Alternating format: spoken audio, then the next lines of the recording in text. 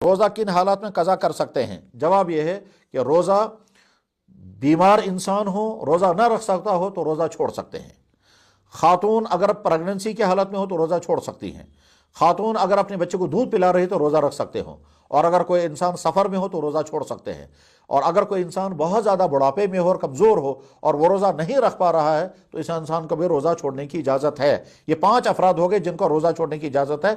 इसके अलावा नहीं, मुसाफिर, मरीज़, मुअम्मर शख्स, दूध पिलाने वाली खातून और हालत हमल की खातून, इन 5 अफराद को रोज़ा छोड़ने की इजाज़त है और बाद में उनको कज़ा करनी होगी। इसके अलावा बाकी को रोज़ा छोड़ने की इजाज़त नहीं है। इन 5 अफराद में से जो बूढ़ा इंसान है जो रोज़ा नहीं रख पा रहा है, अगर आइंदा उसको उम्मीद है कि रोज़ा रख पाएगा तो रोज़ा रखने होंगे, और अगर वो आइंदा उम्मीद नहीं है कि रोज़ा रख पाएगा तो उस इंसान को रोज़ों के बदले में फिदिया अदा करना होगा, फिदिया। और वो फिदा एक दिन के बदले में एक सदका फितरा है।